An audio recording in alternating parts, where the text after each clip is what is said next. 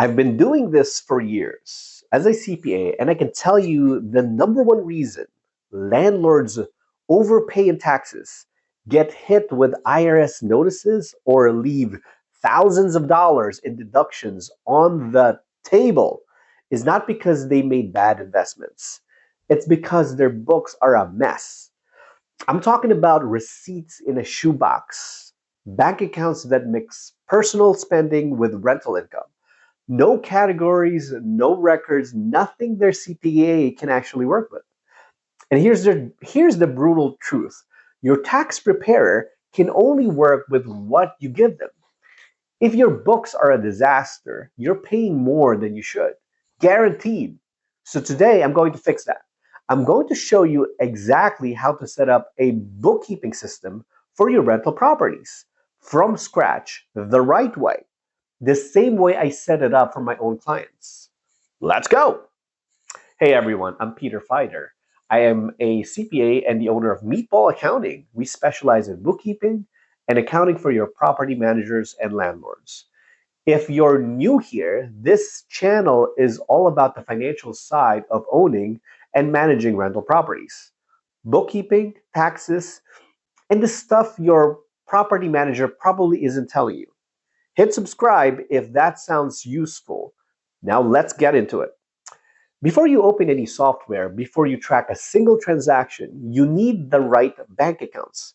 This is the foundation of everything. Else is built on. Here's the minimum setup I recommend to every new landlord client. Account number one, a dedicated business checking account. This is where all rent comes in. This is where you pay all property related expenses. Nothing personal touches this account. Not your groceries, not your Netflix, nothing. Account number two, a savings account for reserves. I tell clients to park 10% of rent collected every month. This is your vacancy fund, your repair fund, your HVAC just died. You'll thank yourself later. Account number three, a separate security deposit account. This is critical and non negotiable. Security deposits are not your money, they're your tenant's money that you're holding. Most states legally require them to be kept separate, and you should be doing this regardless. Three accounts: checking, savings, security deposits. Do this before anything else, and you've already done more than half the landlords that I meet. Now, and this is something most landlords never even think about. You need to choose your accounting method. There are two options: cash basis and accrual basis. Cash basis, you record income when you actually receive the money and expenses when you actually pay them.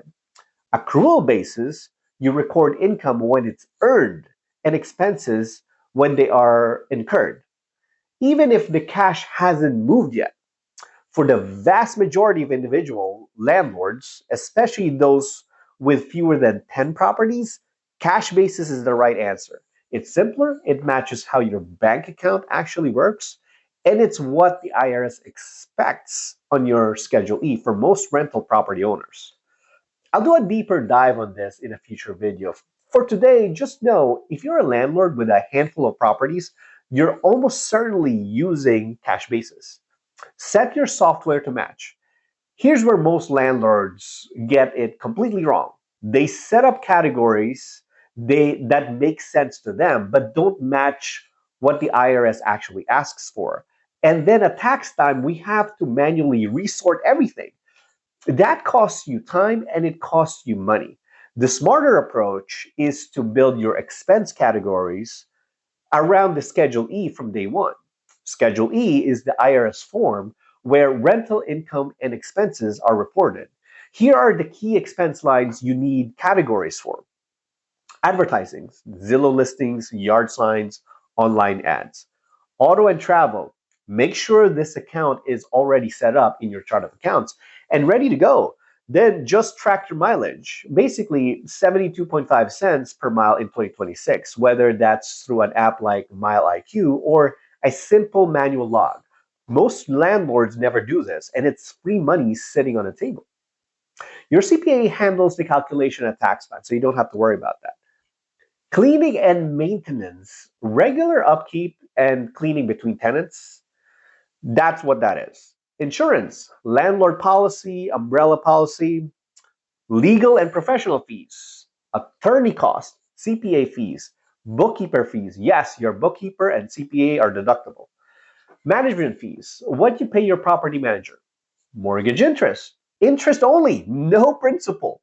Repairs, fixing things that are broken. I'll create a whole separate video on repairs versus improvements, so keep an eye out on that.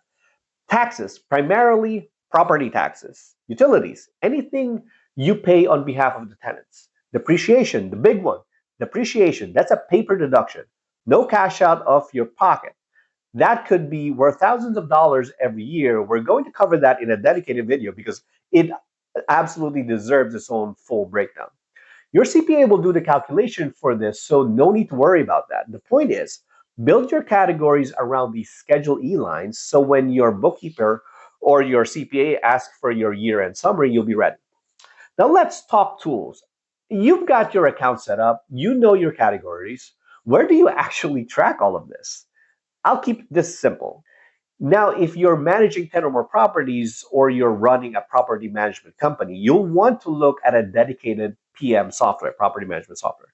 Appfolio, Buildium, or Rent Manager. These are built specifically for property managers. They handle the trust accounting, owner distributions, and financial reporting all in one platform.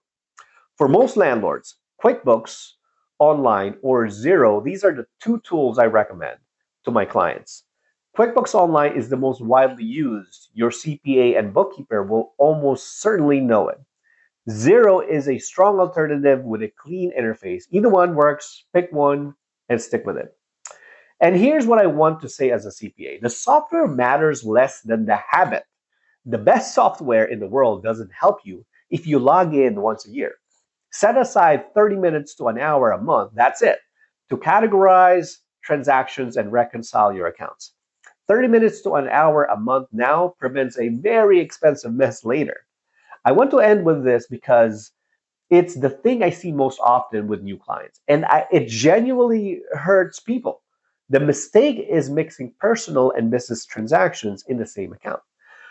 When you run personal expenses through your rental account or rental income through your personal account, a few things happen. Your books become unreliable. You can't trust your profit and loss reports because the numbers are polluted with personal spending. It's nearly impossible for your CPA to find all your deductions. We end up doing detective work instead of tax strategy.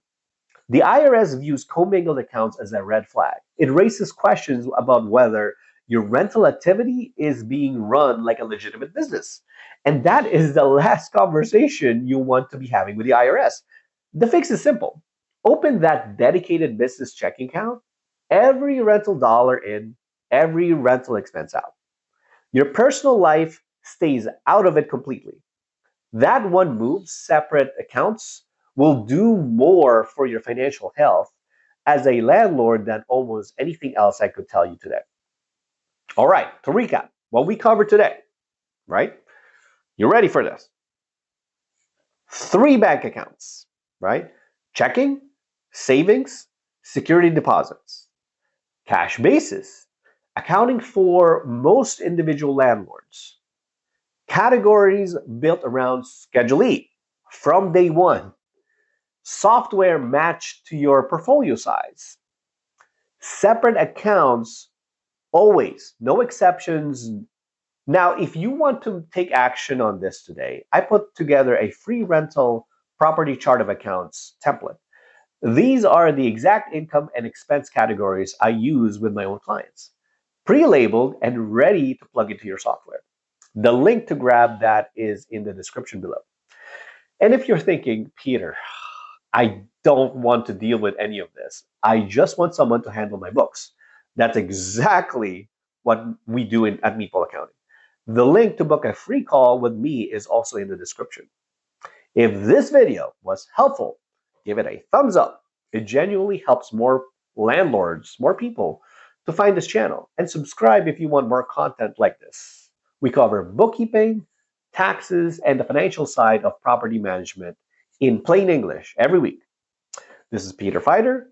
Thank you for joining me today, and I'll see you on the next one.